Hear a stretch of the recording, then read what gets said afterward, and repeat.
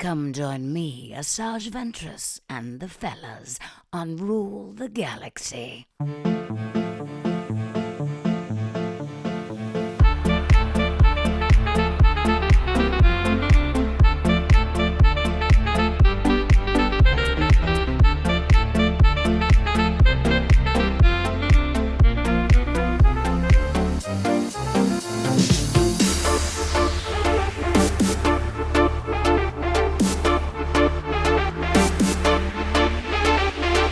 Join me.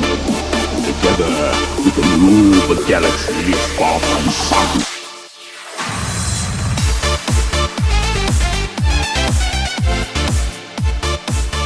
Hey Star Wars fans and Rule of the Galaxy fans, welcome back to chapter 364 of the Rule of the Galaxy podcast. It is actually chapter 2, or appendix 2, whatever we want to do, of Across the Space Whale Pond, I believe is what we came to a title on. Really, it just felt good. And I don't remember which Mark told me that title, but I liked it. So we're running with it. So that means, that's right, everybody. It is the 2 marks. We've hit 2 marks today. And Mark Newbold, Mark Mulcaster, both from lovely England, visiting with Joe Molinaro here in dreary, windy Indiana. And it's always a pleasure to have him. So Mark, and I love that you never know which one's going to go first. Somebody join in. How are you both doing? We're all right. And to be fair, I don't know about you, Newbold, but it's windy and it's sleety and horrible here at the moment. I think we've kind of caught the tail end of what you've probably got, Joe, to be fair. Yeah, but we can't say we're in Windiana, can we? I mean, that's much more enjoyable than, Windwood or wherever you are. We're a flat state right in the middle, and it seems like the wind just whips across us. Now we don't get the tornado. We get some tornadoes, but we're not Oklahoma and Kansas that get all the tornadoes. We are just a very windy farm-based state here, right in the middle of the country. And we had a few days where it got up to nice warm weather, and we were walking around outside. We had t-shirts on, and we felt like it might be turning the corner. And next thing you know, snow again. So it's just how it works here in Indiana. So that's not good. No. It gets pretty windy here, but nothing you can talk about on a family podcast. But that's for curries to their own. Well, as usual, we don't have any set agenda here. It's just always great to talk Star Wars with you two and go over things. I know we were talking about Dark Forces before we hopped on. We were talking about my uncle's Star Wars museum here in Indianapolis and all the connections he has. And it's very funny, Mr. Newbold, which, by the way, you've gotten a new title by Mr. Mulcaster. You are now the man who brings credibility to the show. Hopefully you like that. I don't know quite how to take that from the industry professional that Mark is. I'll pretend that's a good thing rather than it's a good damning me with faint praise. Yeah. It's cool. It is. Yeah. I think you do bring credibility. No, the last thing you need is credibility. From me, certainly. Okay. Well, when I was interviewing my Uncle Matt about all the people he's met through his collecting, he's very, he has an entire original trilogy collection, but he focuses on C-3PO quite a bit of the time. Right. And what he stated to me was, it's amazing. You didn't think about it, but C-3PO is almost on everything. So when he was trying to be a completionist for C-3PO, he was like, why didn't I pick a different character? Because he's on everything. Yeah. And he's had plenty of interactions with Anthony Daniels. And I was speaking with him about how you've had some great interviews with Anthony. And he's Anthony Daniels at one point in time at a convention was dealing with Matt, and Matt went up and had him sign some C-3PO underoos. Underwear underoos, right? The old collectibles now. Well. Yeah. And Anthony was like, I want some of those. And he made my Uncle Matt and Anthony's assistant go find another set of those at the event and bring them back to him. So, yeah. Could you imagine talking about underoos with Anthony Daniels? We've talked many things, but that hasn't come up. It probably hasn't come up, has it? Yeah. But there's always time. Yeah, exactly. Yeah. Now, Another thing, Mr. Mulcaster. So you showed us your James Bond or Bond Coca-Cola can right there. The no sugar, no caffeine, and I think no you fun. said no fun drink special edition.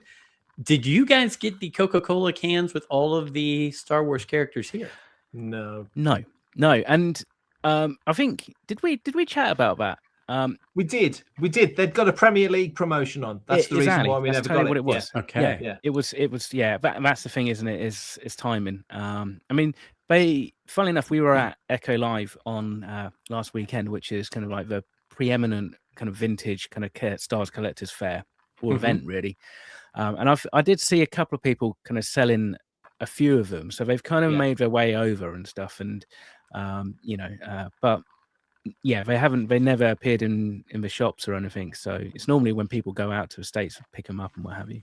Yeah, I was not a completionist on them, excuse me, at all. I only bought a few here or there, but what I was really bummed out about was if you would buy a 12-pack of sodas, it was all the same character on the entire 12-pack. Oh, and I kind of wanted the variety, right? Yeah. Like to see, because I mean, there's only so many times that you'd want that same character over and over again. So, but if yeah, it's a clone trooper or a stormtrooper, then fair enough. You're but all if it's right. like, a dozen, you don't need a dozen here. C-3POs, do you? Really? You know. No. I mean, your uncle might. Anthony would not agree. Anthony would say you need more. So yeah, exactly. I've got Maul, Kylo Ren, Ahsoka, and Princess Leia all behind me. So those are the ones that I have here.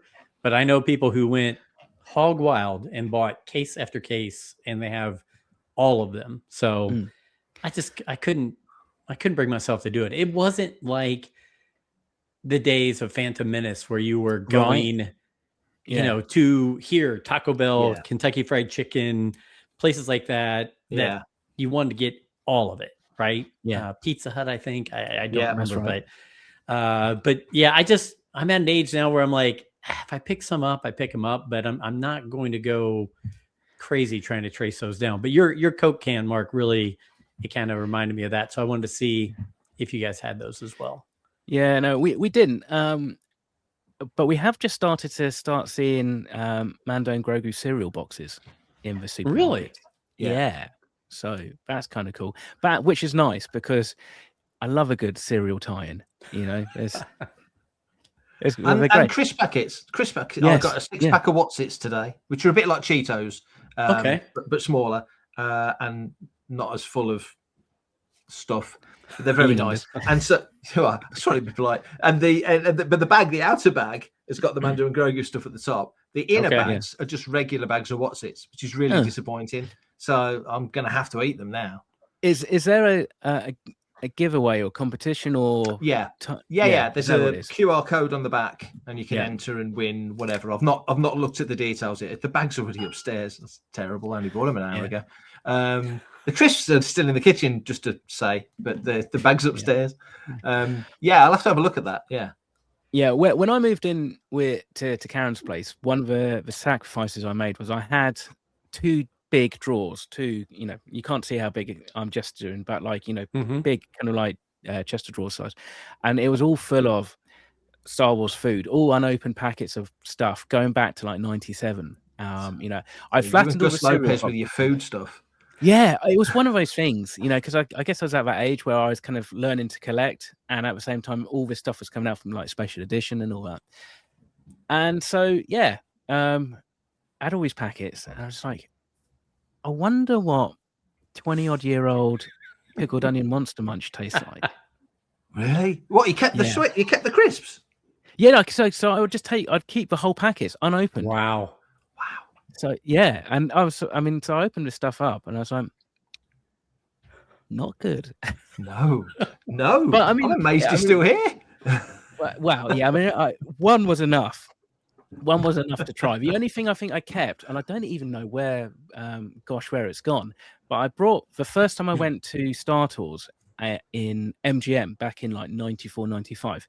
They used to do these cubes full of, I guess, knockoff M&Ms or Smarties or something, which had, funny enough, C-3PO and R2-D2 in gold etched on the top. I kept those sealed. and they are still sealed somewhere. Haven't been opened, you know. Nice. But it's one of those weird things that actually they haven't melted. They didn't lose their color or anything. You know, it's just again goes to show, you know, if they can preserve like Walt Disney like that, I'm sure they can do an M&M. So. Well, but that's probably that Schrodinger's chocolate box. There's probably an entire society inside there, for all you know. Yeah, totally.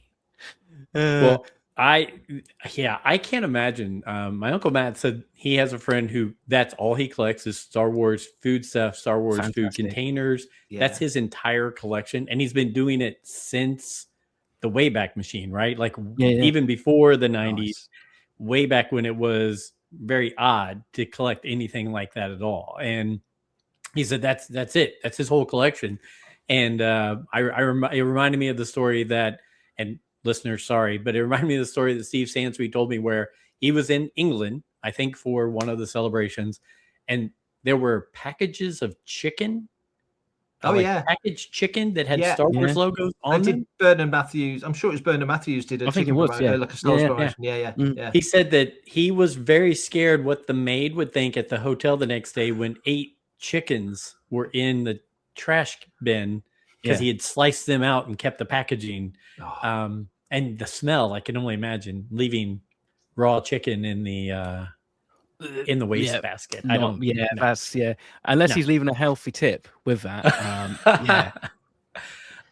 So how's everything going with both of you? So anything new going on, anything fun going on? Mark, you just sent Mark Mulcaster, you just sent me, you were in the Star Wars Lego commercial. I mean, what was this all about? So this was the launch video for the Smart Brick, for the Smart Play, which has been causing a bit of a storm on. It's amazing, online. Isn't it, Mark? It's amazing. It's fantastic. How good the Smart Brick is. You know, it's up there with the Comtech readers, right? So come on. I still have all those from Phantom Menace. Yeah, well, they're awesome, aren't they? Yeah, they're fantastic. I mean, to be fair, I'm not a Lego collector, and this is definitely something that is aimed more at the younger audience to actually play with the Legos rather than just build them and put them on a display shelf. So, but it's cool if they interact. You know, we were there. There was a few pilots, including myself and some stormtroopers from the UK garrison. We were all there, and we were there for a couple of days. And we shot this commercial, which is basically, it starts off being like these 2 kids in their bedroom doing like a TikTok-y kind of unboxing, and then the whole room kind of unboxes, and you're suddenly on Tatooine, and there's you kind of see me. Luckily I'm deep background on a lot of this stuff, fairly intentionally as well, I might add. Why, Mark? Why would you do that? You seem like an upfront guy, like you'd want to be right in front of the camera. No. I mean, so without getting into it, and it was basically because I kind of I felt, you know, so you know, he didn't want to overshadow the kids. That's what he's trying to say. Yeah, basically. Yeah. I was going to say, well, it's more of a case of actually, because I run Elstree Base in, you know, the UK. I get the opportunity to kind of go to all these kind of events and stuff like that, and I just kind of didn't feel like it should be me who should be the main focus of attention. We've got other members. So like my partner Karen was there. She was a Twi'lek.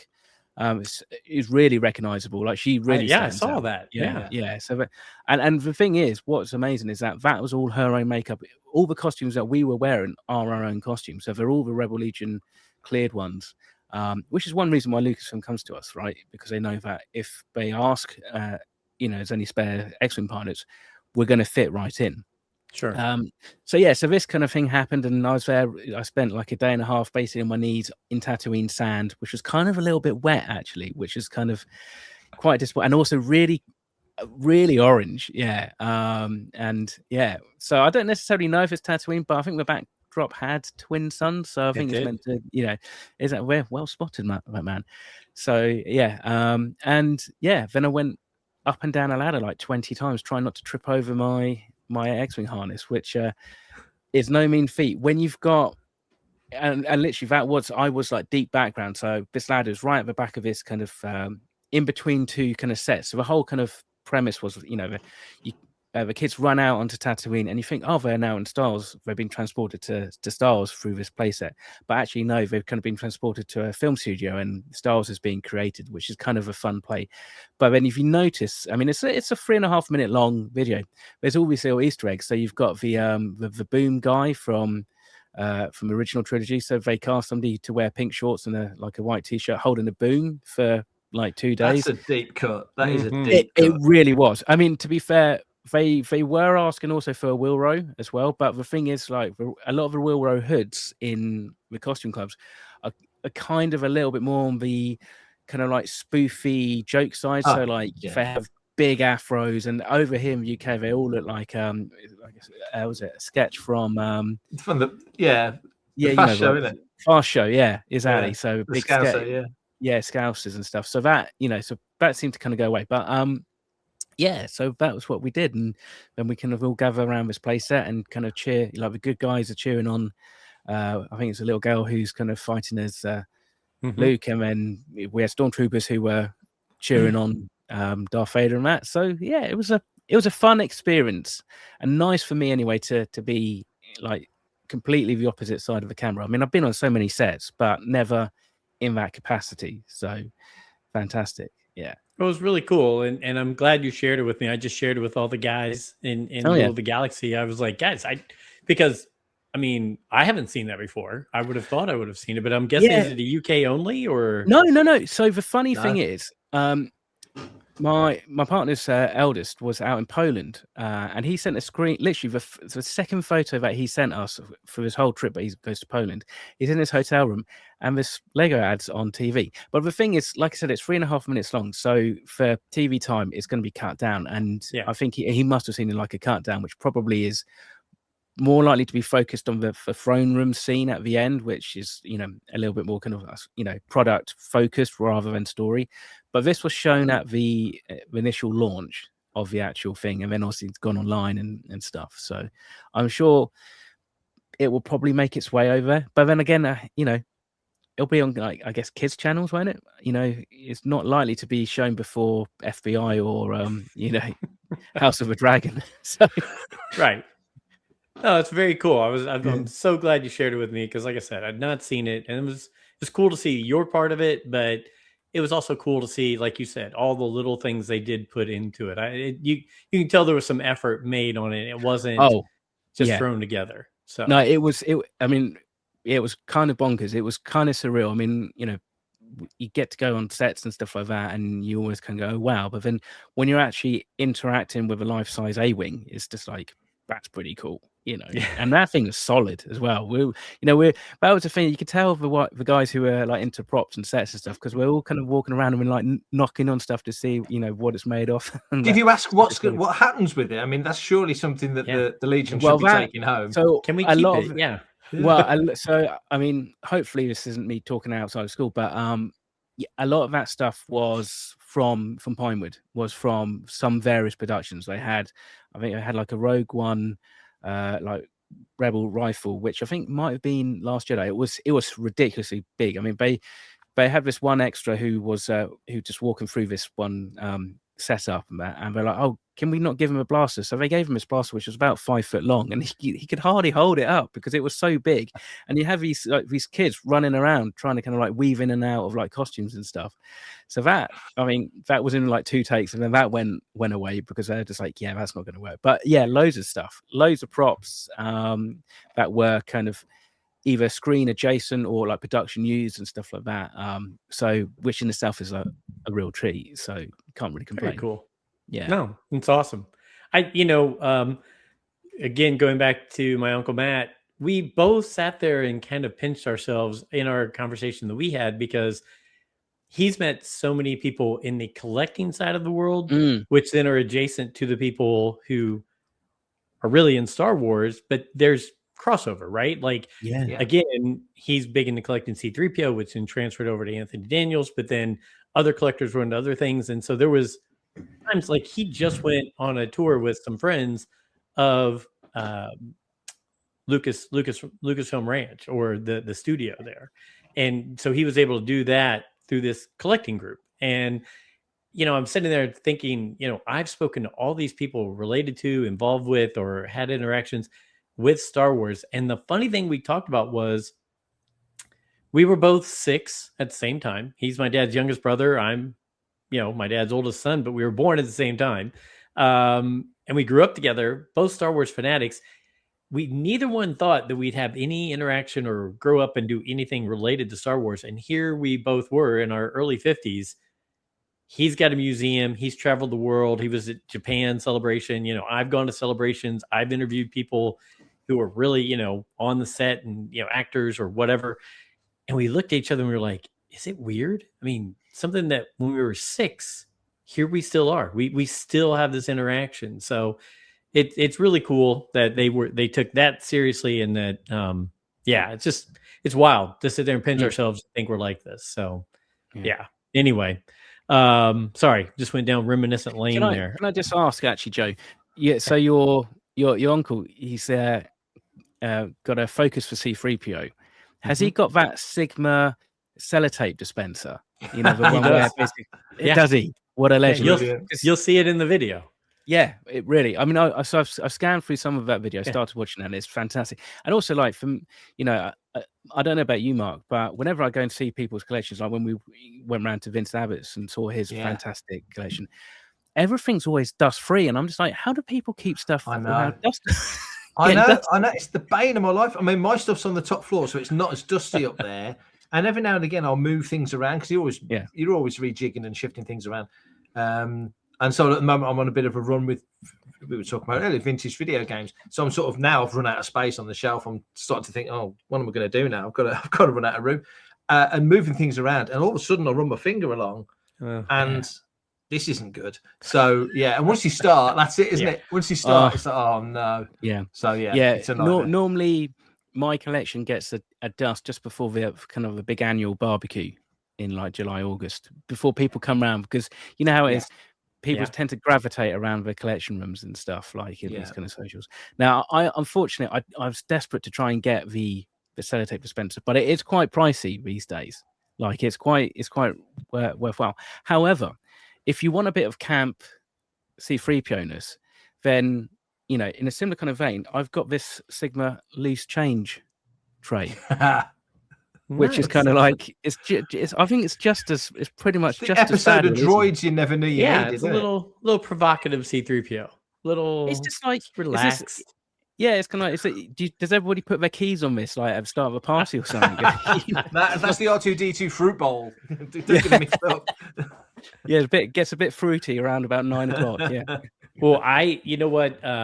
Speaking of show and tell, we've got a friend of the show. His name's Jason Hatfield, and he loves Star Wars as much as we do.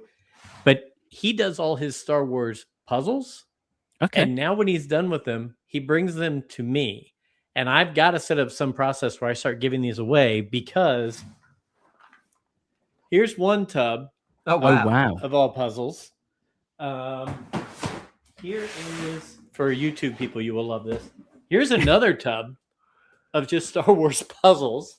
And some of them are really nice, big puzzles. So you guys help me think of a way sometime. Send me a message what I should do about giving them away, because I've got a suggestion. Because actually, when we were at Echo Live and we were doing our walk and talk and making tracks, we saw it was like a vintage 1977 jigsaw somebody had made and framed it. Mm-hmm. So so that's what you want to do. You want to frame them. There's a lot here. Well, they'll keep you going for a few cold winters. Oh yeah, my wife and I have been diving into the puzzles during the winter. But one of the things that, while I was starting to put those away, I'll show you guys. You probably all have these, but my wife said, "What is this tub full of over here, Joe?" So the sleeping bag from Jedi, got that in there. Nice. This one. So this is a more current one that somebody gave me, a whole sheet set and pillow sets, and I don't even know where they're from, but they're really cool. But this is the one that gets me, and I'm so glad that I have this with the Clone Wars sheet set. Anakin, Obi-Wan, Rex. That's cool, yeah. You got all kinds. Cool. Yeah, I didn't even know I had these. I'm sure, like you guys, you just start piling things in, and then you open up tubs or boxes, and you go, when did I get this? And I've just got them piled away in closets. And I usually open things up and go, why have I got this twice? That's I was going to say, normally you can go, oh, I've already got that. Yeah. I use for my Boba Fett costume to keep all the armor from getting kind of scratched and stuff when it's being moved around from troop to troop. It all sits inside like vintage Star Wars pillowcases. Really? Yeah. So that's what I use mine for. But I mean, I've never kind of broached a subject to see if I could get actual Star Wars like bed sheets and stuff on the main bed. I don't think that's likely. The main bed, because he's got so many. So I've got two grandsons now. One's 3, one's 2. I've got a granddaughter who just turned 2, and I've got a granddaughter on the way. But I've told my wife, I was like, we're gonna, you know what? I could keep these forever. Don't know what I'd do with them. Keep them in a box. I said, we're gonna wash these all up. And when the kids come and stay at their grandma and grandpa's, they're gonna have a place where they're hanging out in Star Wars sleeping bags and sheets and blankets and pillows. And you know what? I kind of have given up on trying to say what can I keep that's expensive and make it something worthwhile, like it's going to be worth something when I pass away and it goes to somebody. To heck with it. I'm just gonna have some fun with it. So just live it. Yeah. Just enjoy it. So maybe that's what we should do. We should get the listeners to kind of write in and decide. We should all basically buy like a duvet set, a Star Wars duvet set, and then we should all put it on like our beds and see whose lasts the longest before the partner turns around. Whose marriage whose marriage lasts the longest? Marriage or something. I mean, because I've got friends who they've I think we've got Stormtrooper like on their double, like on their king size bed. I'm like, I didn't know that they'd made it that big, but I was like, I'm just thinking, I reckon 5 minutes. I don't even reckon I could get away with that for a night, you know. So no, my wife would be like, "You're kidding? No, absolutely not." She's like, no chance. "You can go sleep in the spare room." Yeah, put that in there. So I did actually have Mark Newbold. I was going to ask you and check in with you. I saw some of your posts about, all the things you've written for Insider over the years and your final article and everything like that. Very cool, very great stuff. Where do things go from here? What's next on the agenda with all that? I can't say anything yet, but I can heavily infer that I have managed to find another writing gig for a print publication. I don't know if I've even told you this, Mark. I think I might have done. I can't say what or where or whatever, but if it comes to pass, which is looking good, it won't replace Insider because nothing can replace Insider because of what it is. But this you would consider this as something adjacent to. Okay. So there is a connection. There's a very definitive connection. And if it comes off, which again, touch wood, it's looking good. I will certainly tell you as soon as I can. And it will be rather groovy. So it's not Insider because Insider's done. Yes. And like I say, we've got the last issue to come and all the sort of palaver around that, which will be bittersweet for sure. But yes, so there is something else. But obviously, as well as that, anyway, I'm doing ilm.com and skywalkersound.com, and so that will continue. And I'm waiting to hear about a couple of other bits and bobs. And obviously, Fantha takes multiple hours a week. Yeah. But I suppose it's going to be weird not having Insider because, just in some form or fashion, that's been pretty much always been something on the go for I'd say probably 15 years. Did the first issue, and there was a bit of a gap until the second one, and then there wasn't much of a gap between the second one and regular, writing work all the way through. So it's going to be weird, but my last invoice has gone in. It might have even paid, so that's kind of sad that's all done. I'll certainly miss that. But so there is something else. So as soon as I can say, as soon as it's like cross the I's, dot the T's sort of thing, I will let you know. But so it's good. It's all good. It's all good. I don't think I've asked you. Have you got like a specific, barring the Kathleen Kennedy interview that you're just doing for the last episode, last issue? Yeah. Have you got like a particular article or something that you put into inside of that, like you're specifically proud of, or something that we could like look out for? What, coming up in the final ones, or just over the run of it? Just over the run, yeah, over the 300 something odd issues. yeah. I did. My second issue was issue 119, which was the Empire 30th. And even though I'd already done this interview for Lightsaber, my old site, I managed to take chunks of my Irving Kershner interview and get that into Insider, which kind of then it kind of became an Insider thing. So that's obviously, that's takes some topping speaking to Kershner. And looking through the run of the magazine, there was a few people that I managed to speak to that aren't around anymore.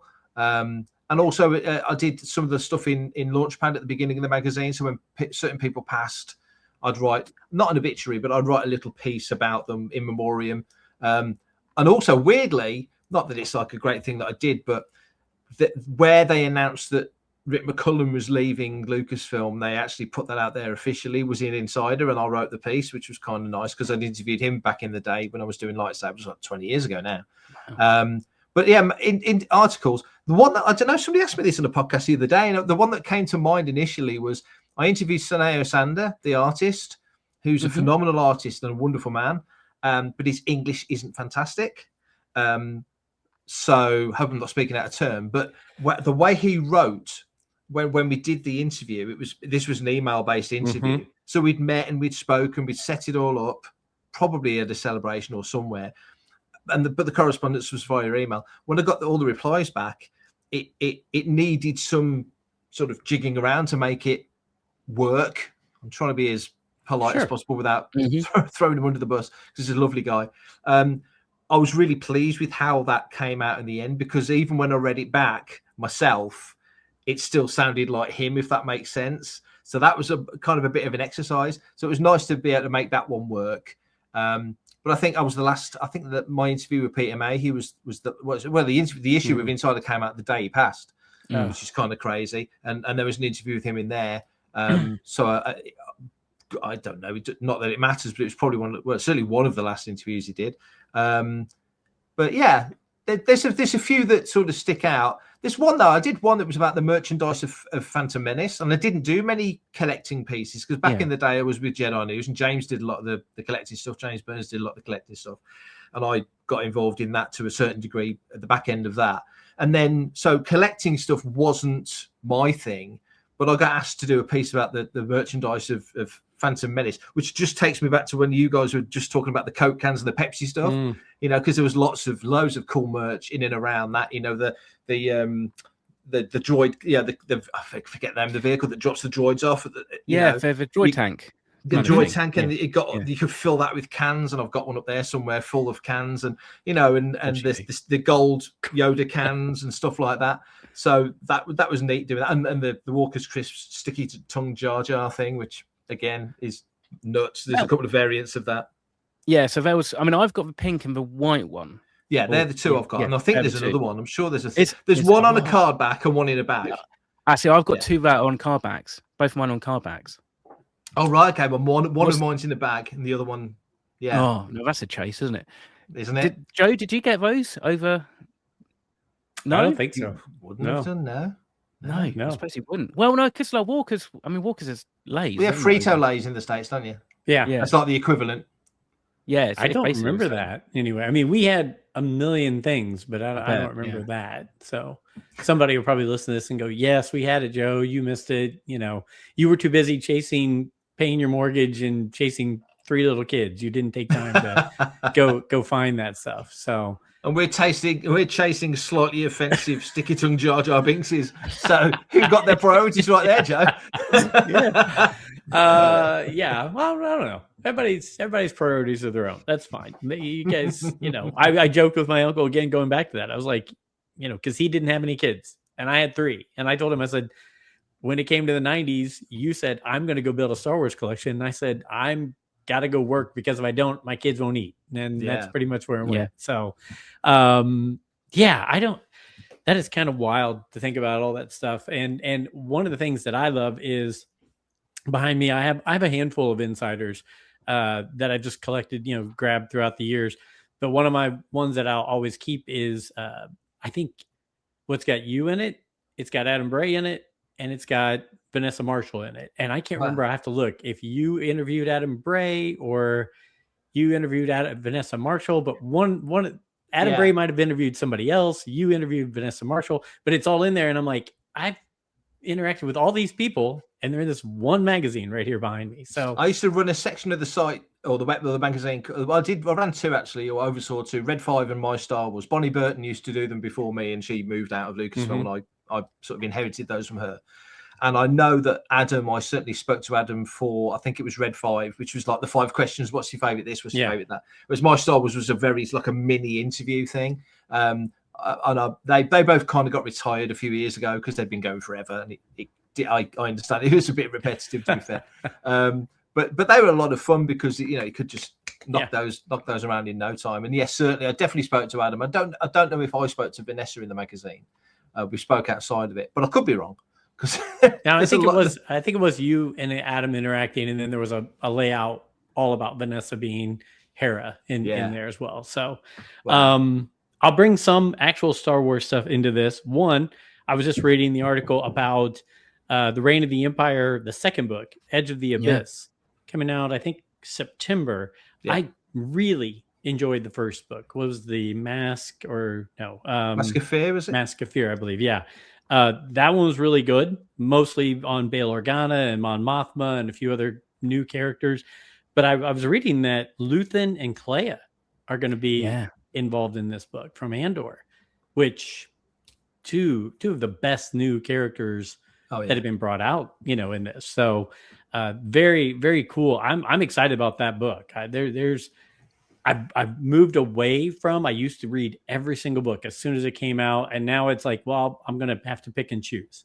But this little trilogy that's going on definitely enticed me, and I'm going to follow this up, especially with those new characters being added. So do you guys read all the novels or many of the novels?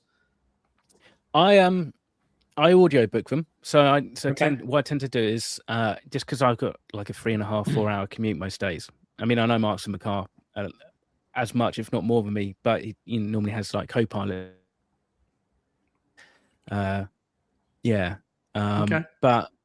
so I always buy the books, and then I use my Audible credits normally to listen to it. So I kind of consume in one way or another, and it's always a bonus when it's like Mark Thompson doing the narration. So, nobody does the voice of a little girl better than Mark Thompson. Or Chewbacca. Yeah, we will not go into your description of how Mark does a Chewbacca on a podcast like this. But I listen to. I try and read as much as I can and listen to as much as I can, but I can't even closely pretend to cover everything. Nowhere near. No. And just so I know enough about it, so when it comes up in casual conversation, I kind of know what's what. But as you say, Joe, everybody said how good that first one was. Yeah. And I think I spoke to forgive me, Alexander Freed wrote the first one, didn't he? I'm pretty sure I spoke to Alexander about it, but it was before the book came out. So I just got enough of a sense to know enough to ask him leading questions, I guess. So he obviously he's a savvy guy, so he didn't give anything away at the time. And Rebecca Roanhorse has done the second one. I've never spoke to Rebecca, so I'm hoping we can figure something out on that side. But I'd only heard good things about it. So I mean, me and Mark are both wrestling fans, so I tend to listen to a lot of wrestling podcasts in the car just because it's not and it's about the only portion of my life when I'm in the car when I don't do anything Star Wars. It's about the only thing, because I go to sleep and I'm dreaming about Star Wars. So it's not kind of a bit of a palate cleanser for me to not do anything Star Wars. But that is one of the books, and there's 2 or 3. But that's one of the books I'm like, I really should, because everyone says how good that one is.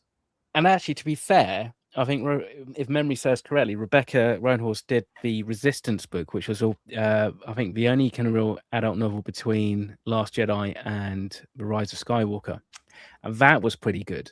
As like that was, if memory serves correctly, I really enjoyed that one as well. So there have been some that have hit really well, and there's been others where you're going, these are just kind of fluff because they don't want to give anything away for the next thing coming out. And I get it. I think that's what's really weird about the expanded universe we had for all those years is there was no cap. I mean, except for the things that George said, don't touch this. Yeah, don't touch that. Yeah. Don't touch Yoda. Don't touch Obi-Wan. Don't show Han and Chewie meeting. Yeah. Yeah. There was outside of that, he was like, go have fun. Bring it to me and let me check it out.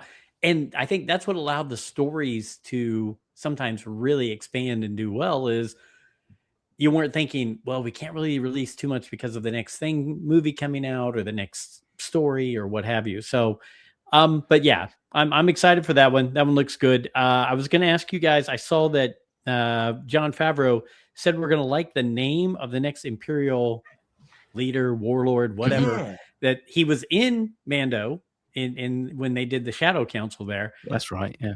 I haven't heard the name yet. And usually that stuff leaks out. But I'm interested to see who it's going to be. I mean, or what the name is going to be if he says we're going to like it. So I'm curious as to whether what he would want to refer to in the sense of is it a deep cut name from back in the day? Is it like something Marvel from Comics Marvel stuff. Comics? Yeah. So I was thinking, is it Treese, or is it what some of those old Imperial names from back in the day, or has he pulled something from the radio show? Because there's things in there. I don't know. I'd be curious. Or is this just this bad guy just called Lucas? I don't know. It could be something really obvious, couldn't it? I don't know. So what's Donald Trump backwards or something? Oh my gosh. My goodness. Well, I mean, we had that already way back in the day in Phantom Menace, right? Didn't Greebleagues with Spielberg. Yeah. George had a few characters in the Senate that were people's names backwards and things like that. And so I wouldn't throw it past them. I will say that. So I don't know if you can even do that. PMURT Permert. I don't even know. Sounds like, yeah. Yeah. So over here in the States, and I don't know if it's big news there, but over here in the States, and if this gets something you don't want to talk about, whatever, the big news here to go along with all these Star Wars things, Maul coming out, Mando and Grogu coming out, Gina Carano is getting back into the ring. Yeah. Against Ronda Rousey. Yeah. And it is like Netflix is saying it's going to be the most watched fight like in forever. And Gina looks fabulous, by the way. She looks like she's put in a lot of work and got herself in tip-top shape. But because she's kind of been hidden out there in the outer rim for a while. But I mean, like here, everybody was losing their mind because it came out, I think the same day or day before or day after the Mando Grogu trailer came out. So people were like, wait a minute, we're getting Gina Carano news and Mando Grogu trailer all at the same time. Here in the States, that was a big deal. And that fight, like every time I open social media, someone's talking about that fight and it's 2 months away. Yeah. It's absolutely crazy. Yeah. I saw a video. I hate it for Star Wars that Rangers of the New Republic will not be happening or maybe not ever be happening. But I look at her in this fight and I went back and watched Mando all seasons again. I'm thinking, man, that was a fun character. That was a good character. I used to write for Star Wars Encyclopedia, which is one of the part works you get every week and build something with it. This was like a library, obviously, but other things you build, a ship or build whatever. And I did a piece. Actually, it was at least 2 pieces, if not 3, across separate issues about Cara Dune and the whole thing being from Alderaan, being a rebel and then leaving, becoming a mercenary. There was enough in her backstory for the character that you came away when that all went down and the way it happened and everything else and all the bad blood around it. It for me, from a character, 2 reasons. One, I really liked watching Gina Carano. I thought she was really good in the role. Yeah. So that was a loss. But also from the character point of view, when they were talking about other actors coming in to possibly pick up the role, just so you could carry on with the character. And I think Lucy Lawless got mentioned and she was like, hot potato, no, thank you. Smartly, I guess at the time it really was. It was such a shame because there's definitely stories to tell. Now, my hope is that, another brief thing. I mentioned this to Mark the other day. I interviewed, he knows this. I interviewed Favreau a few years ago. We finished recording. It's me and a couple of guys from other sites. Finished recording. We have a 2-minute chit chat because he's rushing around to do stuff. And I just said, well, what's next? meaning what's next today? You got an interview on Radio 1? Are you going off to do something? He thought I meant what's next for Star Wars, and he went, well, we've written season 4, but we don't know what's going to happen with it quite yet. I've not been able to talk about that because it wasn't recorded. Yeah. It was just him talking to me and 2 other guys, after we'd finished recording. And of course, the latest issue of Empire magazine, one of the paragraphs is, well, we wrote season 4. So it's kind of nice that that's out there now. But I just think, going back to Gina Carano, okay, we've had the film and he refers to it as a culmination of things. I don't know whether that's a culmination for him and he's done and moving on to other stuff. Not that he's got any lack or shortage of other things to do. Or whether it's just a culmination of the Mandoverse. We've still got Ahsoka season 2. There's always the hope there's more Skeleton Crew and all that stuff. So I don't know, but long-winded answer. I'd love to think that there's a space now that things have simmered a bit for her to come back and pick up the role and carry on and exactly that. So I'd like with Dave Filoni now the creative lead on everything. He and Favreau had a good relationship with her, and I tell you what, it's a moneymaker. People here are like, we like that character. If you can figure it out. I mean, I'm even silly enough to where I'd say, you want to write some novels based off that? And you want to say, let's go do that because we're not going to go jump back into that pool. Test the water. Yeah. Yes. With a novel. Yeah. I would like to see that, a comic or some novels. Yeah. But I do think it would be, especially now seeing that she's out there saying, hey, I'm going to fight again. And she's in that kind of shape. You're like, don't miss out on that while the iron's hot, because there's some things you could do with that. So, unless Rhonda completely rearranges she could. Well, you might as well just recast it. Yeah. Well, this was it. I mean, funny enough, I saw a video of the 2 of them the other day, and they were signing something like Rhonda. I saw that. Yeah. And it was just like it was really surreal because they were really kind of like pally and really pally. Oh, look at your autograph. That's lovely. And I'm thinking, can I braid your hair? No, they didn't do that yet. But you kind of go, and then like sooner or later you're going to have to beat 7 bells out of them. So it's a weird dynamic. But I mean, I suppose the thing is, coming back to it, like you can almost see a comic might be a little bit on dodgy ground because of the lightness of the character, but like a book, totally, I mean, like the covers these days aren't particularly, you could do an outline. You could, I mean, just silhouette. That's the good point. Covers are not the covers they. When you think back in the day, we had Drew Struzan doing covers for Star Wars books, and what we get now. No offense to any professional artist that's doing work today, but there's no Drew Struzans around anymore, is there? No, it's very kind of like graphic design illustrator-y rather than like most movie posters. Yeah. It used to say they'd photoshopped it and then you think they canvaed it, and now you're thinking it's just AI. Yeah, sadly. Yeah. Hey, I know I probably brought this up, and I know Mr. Mulcaster, you and I were talking about TV shows last time we were together. Yes, but if you haven't checked out Shrinking with Harrison Ford. I watched episode 7 today. Oh, how good is it? It's amazing. It's like I love in Slow Horses how good Gary Oldman is. Like in me, it's my opinion, Gary Oldman is top A game of his A game in Slow Horses.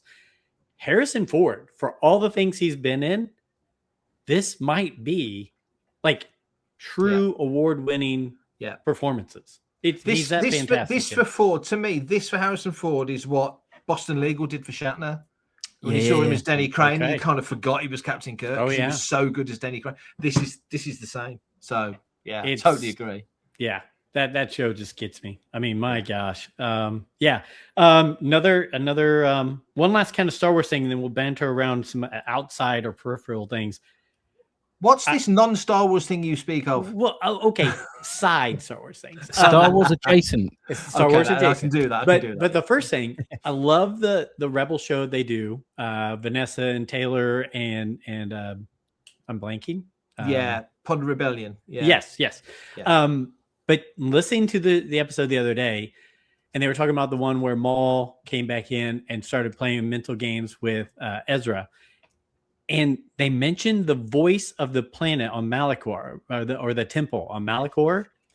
And Vanessa pulled a gem out and said, that voice sounded familiar. I think that was Nika Futterman. And they went and listened, and then they went and double checked. Nika Futterman was the voice of the Malachor Temple when it was speaking to Ezra and like grabbing the holocron or whatever. Yeah. I was blown away. And then it started making me think, because we've had Nika on the show and she's been great to us at Rule the Galaxy. And Asajj is one of my favorite characters. And, but I look at it and they were putting together a list of the animated characters who've come to live action. And there's only a few left that have not. And Asajj Ventress is one of the very few who has not come to live action. And I know she did the recent, Tales of thing. And I know she was in Bad Batch. But how great would an Asajj Ventress in live action be? And can we see that? Could we ever see that happen? We've seen almost everybody else. I think so. I think you need somebody, just talking about Gina, how you needed somebody with a physical presence to be Cara Dune, but we didn't know who Cara Dune was. Cara Dune could have been played by Holly Hunter and we would have known no different, Right. But now you can't separate the actress and the character anymore because it was a perfect fit. I think with Asajj, because we know Asajj so well, and if you think about it, we've known her for 23 years because she was in Clone Wars, the animated Clone Wars, before she was ever in the Filoni stuff. So to have the right, real kick-ass, go at 100-mile-an-hour type actress, but have that. I mean, there's just something about Asajj. There's a grace about her, isn't there? Exactly that. Yeah. There's a grace and a steeliness, and there's a lot going on behind the words. You need a real top-tier performer to do both. And visual effects, you can make.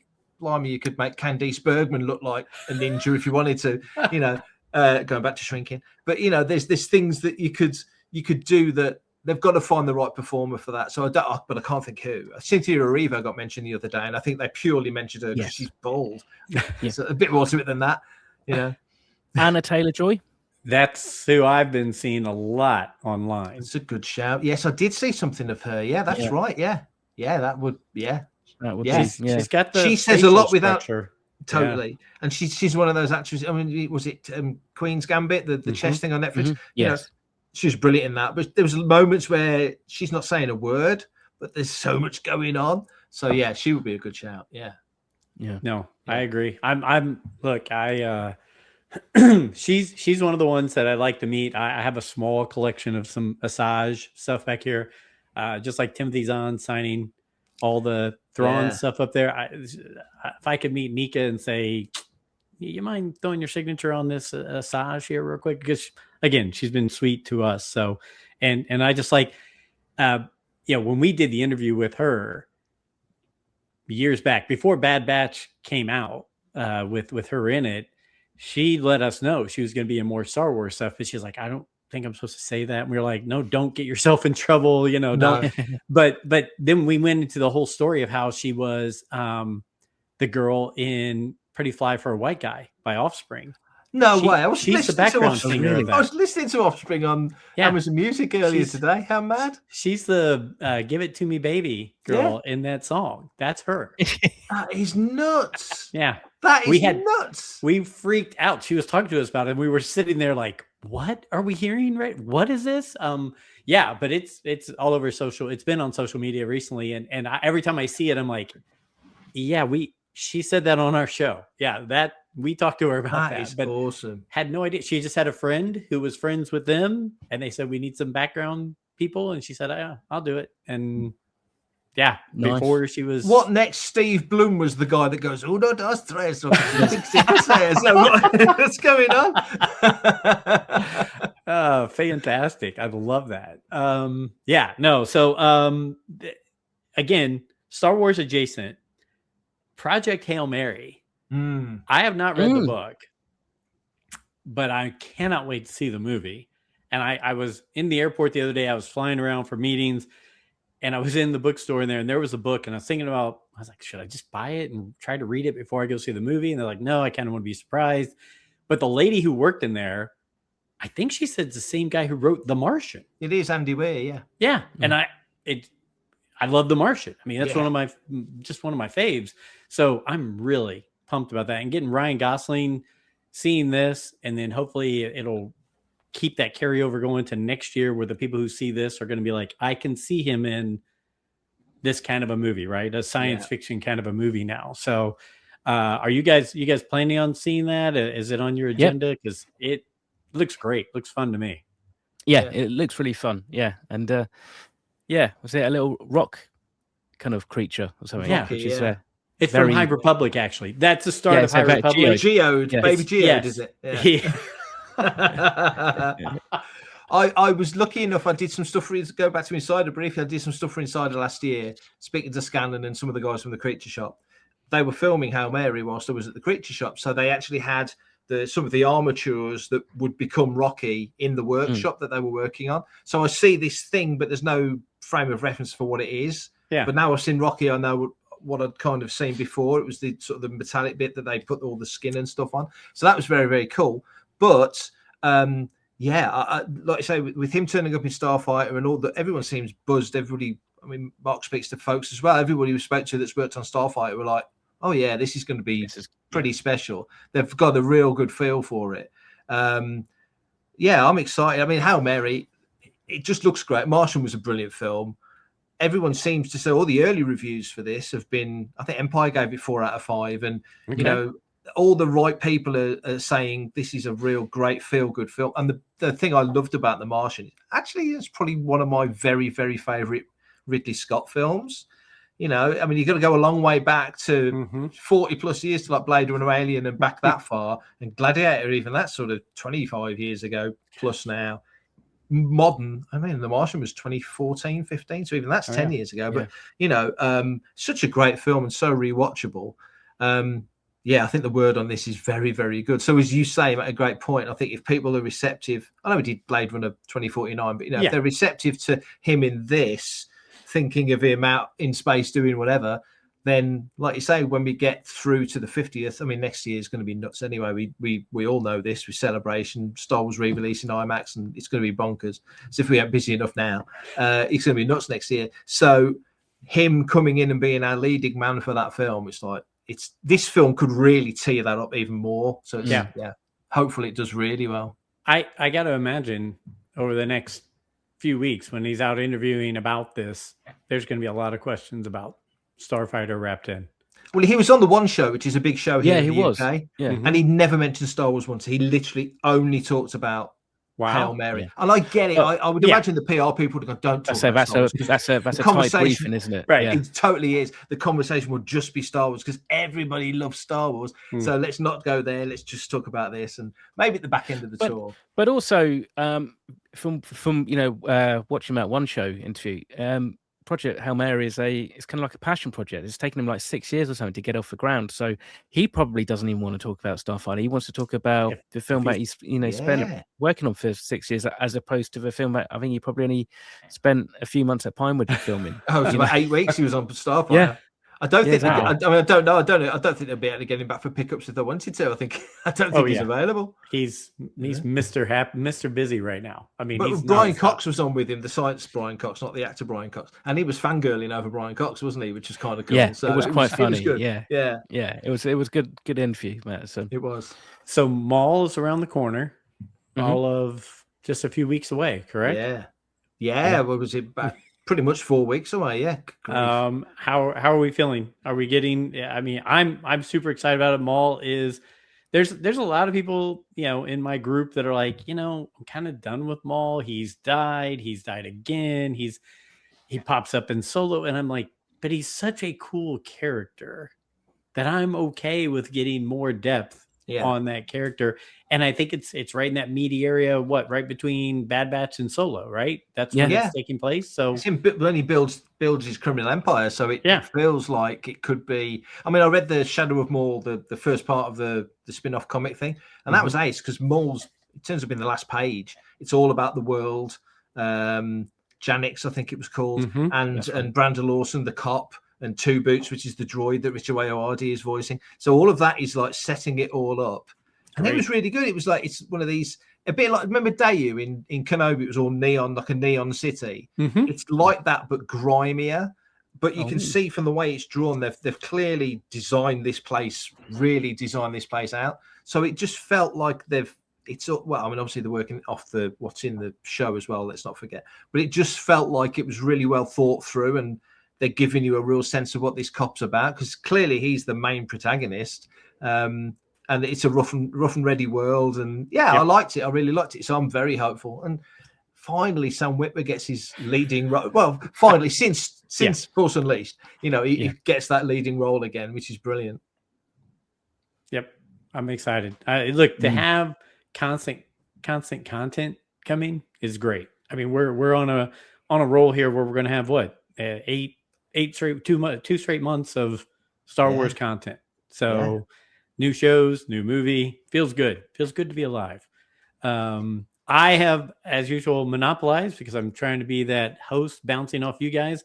Anything you either one want to touch on, cover, anything like that before we break away and we get the Space Whales Pond, whatever we're calling this, out for people to consume.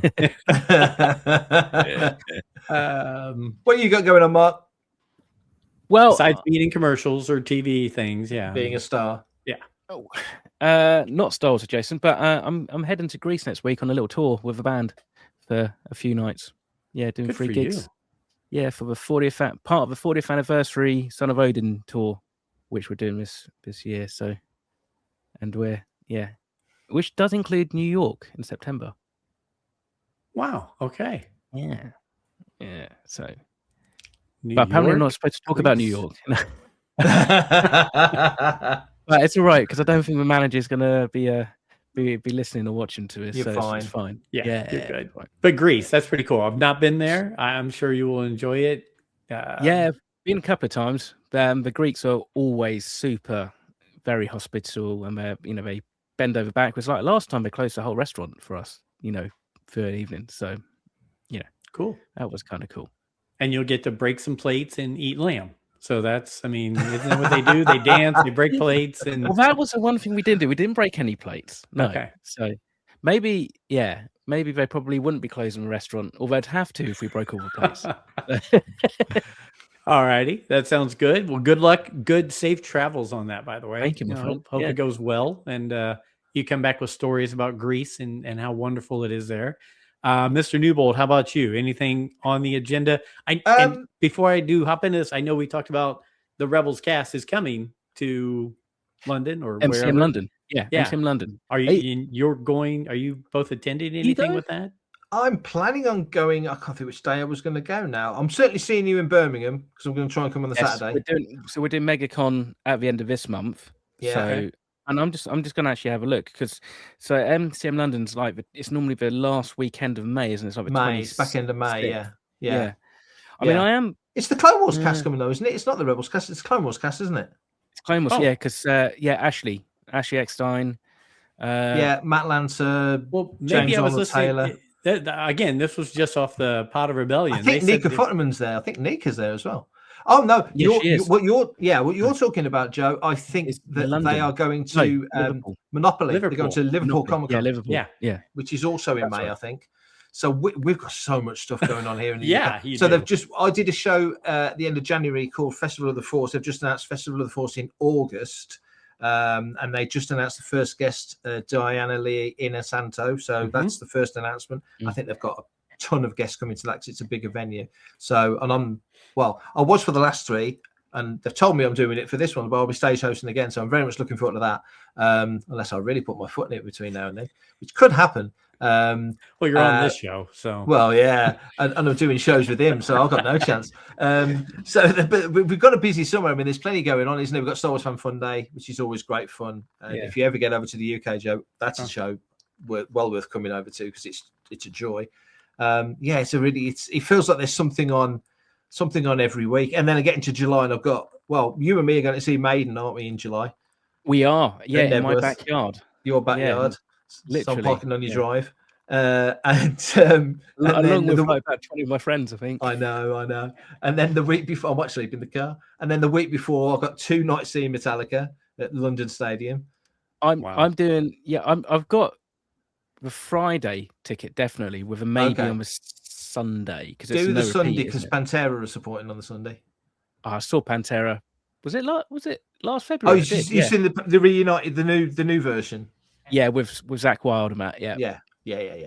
Awesome. So I saw them back in the day, 30 odd years ago, but I've not seen the new lineup. So I'm an Anthrax fan. You got what's his name on drums, haven't you? Got Charlie Benante on drums, haven't you? So yeah. You guys are concert out. The only one I've got playing this year is the Foo Fighters in August. I've got to wait till August to go see them. Oh, nice. So yeah, but that'll be like my 4th or 5th time seeing them. That's besides the Beatles, that's my band. So Beatles, Foo Fighters, I like all the music you're talking about, but like I constantly listen to those two all the time. So yeah, you can't go wrong with either of them. No. Well, guys, this has been great. Like I said, I know I like to break you guys away for an hour or so. You guys start your weekend. I get to go back to the nose to the grindstone, but I appreciate it. Everybody can follow you guys at Bantha Tracks, Making Tracks, anywhere else. Well, for the time being, Star Wars Insider, but that ain't going to last very long. But do it while you can.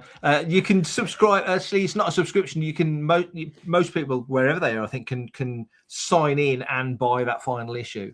So it'd be nice to go out with a bang. So that last issue, you can just sign in and just get that one. So that's available. Bantha Tracks is always the place for us. And Making Tracks, and nonsense chat once a that's week where it's always when we get time. Yeah, I think I need to get a signed copy of the last issue of Insider. Who do you want to sign it? I mean, don't get me to. Every time I see a Lego minifigure of an X-wing pilot, I'm going to get you to sign the back leg. So, all right. So you know what? Let's do this. In April of 2027, we are all going to be having a drink together in California. Yep, we are. So we might as well start that countdown clock next month. It'll be a year from next month. Yeah, let's do that, and then I'll bring my stuff that I need Mark Newbold to sign. I'll bring some X-Wing stuff for Mark Mulcaster to sign. I'll print out some glossy 10x8 screen grabs from the ad, and I'll sign it. I was going to give one to my mum for Mother's Day, actually. So don't forget, he's climbing a ladder, so you can get to sign his name and his own arse. That's what you can. That's the Rebellion's ass. That is. That is the Rebellion's ass. That's the title of the show, the Rebellion's ass. There you go. Who needs Across the Space Whale Pond? It's now the Rebellion's ass. Please. Sums it up, doesn't it?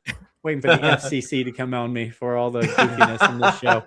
Guys, I can't thank you enough. Go have a great weekend. It's always a pleasure to speak with you. Thank you so much for just taking the time and hanging out with a simple little guy like me in Indiana. So, bless you. Windiana, get it right. Windiana. It is my windows. Down. I kept looking to my right while we were talking because my windows were shaking next to me. I'm like, okay. But the FCC trying to get in. So. That's right. Yeah. You guys are the best. Thank you so much. Go have a great time. And we appreciate you. Until next time here on Rule the Galaxy, may the Force be with you. And with you.